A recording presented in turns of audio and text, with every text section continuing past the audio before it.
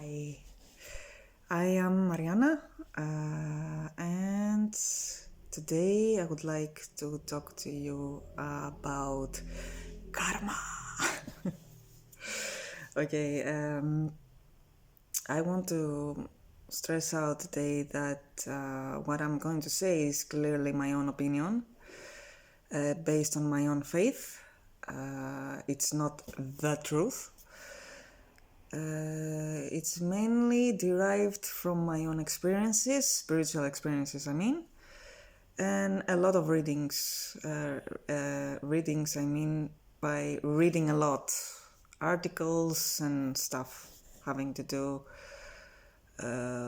with anything to do with past lives and personal experiences too. I strongly believe in past lives. I've had some experiences where I went and saw some of my past lives, and also some other past lives I've been told by a reader who was very good at that, about them.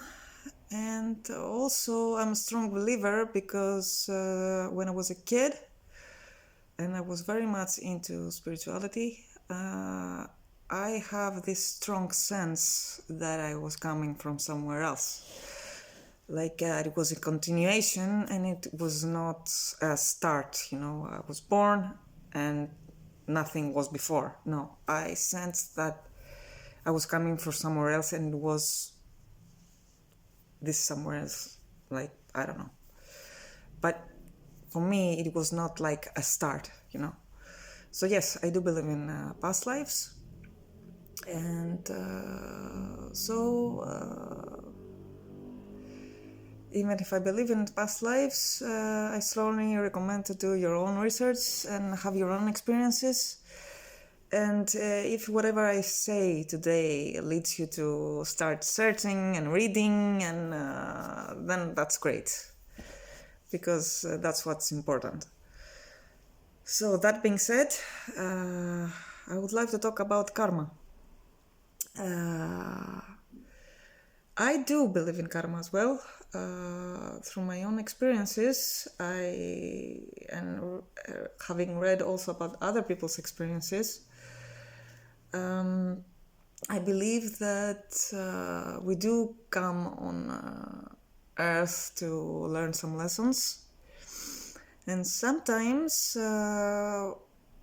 we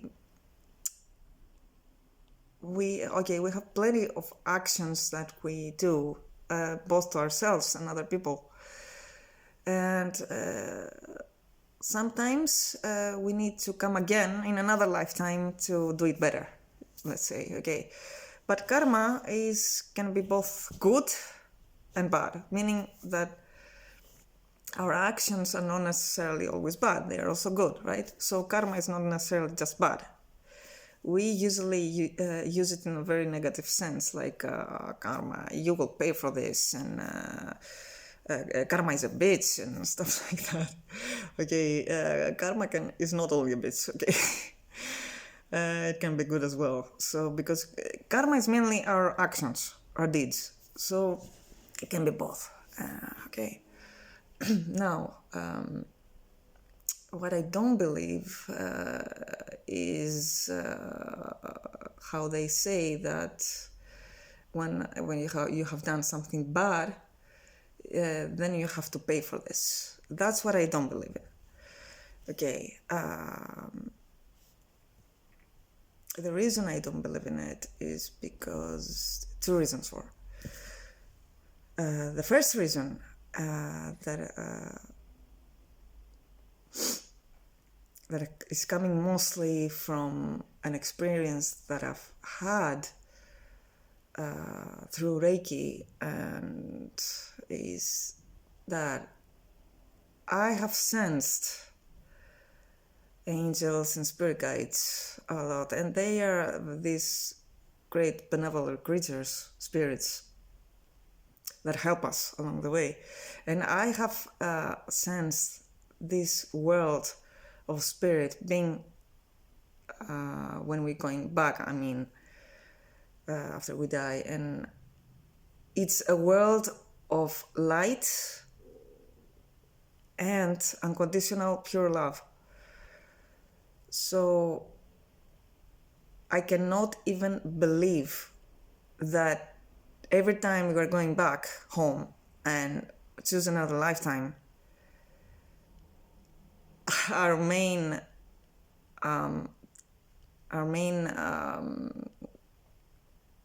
goal to be how we are going to punish ourselves or other people for what we did to ourselves or what they've done to us. Our main goal as souls, and I'm not talking about as egos, I'm talking about souls now, okay? Because when we're going back home, we are not ego anymore, okay? We're not human anymore, we're just souls. So whenever we want to reincarnate, we decide what we want to do, what we want to create, and what we want to learn. But what we want to learn, we don't want to learn it through punishment. We don't really want to punish another person or ourselves. We want to understand. Our main reason we want to reincarnate, apart from creating, is also understanding. That's how we learn, okay? We are mainly governed by the heart. The world of spirit is mostly emotional love. There's no brain there. There's no ego there. There's no guilt there. When we feel bad about what we did, we just want to make it up to another person. We just want to come as souls to understand what we did. And so when that happens, this balance that sometimes we're talking about, like, to be restored between us and the person, let's say, who harmed us,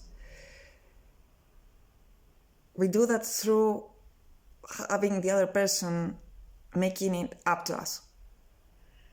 Okay, not necessarily like, let's say, someone killed us in the past life, so in the next life we were going to kill them. No, it's maybe we don't like this person anymore, but we, as souls, we want to come to the other lifetime in order to allow this other person to make it up to us. You see, because as souls, we are generally have such love and compassion that we just want to understand and learn. So let's say, for example, we're going back home and someone has killed us in one lifetime. There's this thing that's called life review. When we're going back home, we have this life review where first we see everything from birth to death that we did and said. And we see how we feel. And secondly, we also see how we make other people feel with our actions. And this is not just an information. We don't see the other people. What's the most amazing thing is that we become them. We become them and we feel the exact way that they felt. So if, for example, someone killed us, this person in their life review, okay, if they are dead, then it's not possible that they, anyway, let's say that they harmed us in a way, okay? And we, and they are going back home and they have this life review. When they have this life review, they become us. They become the person that they harmed. And they see how they felt. And just because it is a world of compassion, they feel really bad. So in the next lifetime, they are meeting as souls, and they say, you know what, I want to make it up to you. Give me the chance to come in the next lifetime so that I can make it up to you and we decide what characters are we going to play, okay? And I will try and be this caring and loving person towards you so that this time you will give me the chance to forgive me. And that's how it is decided. Okay, sometimes there is a payback, but in general, I personally do not believe in how they call it, like you have to come back and necessarily leave what the other person, what you did to the other person and have it done to you. No, I don't. There is a story that they told us in a seminar that has to do, there was this psychiatrist who also does regression. And he told us this amazing story about a boy that was blind. Real story. A boy that was blind, and he went to a doctor that helped him with his sight. He tried to do an operation to help him see. And they did a regression to this boy. They went back to a past life, and in this past life, this boy was a man, and in another era in history, and this boy was a man, and there was another person who tried to punish him by piercing their eyes, the man's eyes. And it turns out that the man in that lifetime who pierced his eyes is now the doctor who tries to help him have his sight back. So, I don't know, I found this story to be such amazing and touching, because it shows what a magnificent place we're going back to, which is so full of compassion and love. And for me, it is not even possible that there is a punishing God that decides every time that we must suffer and pay for our consequences. This is what we do. There is no punishing God, guys. This is what we do as souls. We want to evolve, we want to learn, we want to create. And even if we mess up as egos in its lifetime, we are coming back again to make it better this time. That's what we want, okay? And of course we will mess up. It's part of the process to mess up. But there is no punishing God for this, because trust me, nobody judges you back home, no one. We judge ourselves, and mostly here on earth, because we have this brain that decides everything. But back then, it's mostly about the heart and love. So, no, I don't believe in karma in that sense. I believe in karma in the sense that we try to make it up to another person or even to ourselves, okay? But not in the sense of punishment and this mentality of an eye for an eye, okay?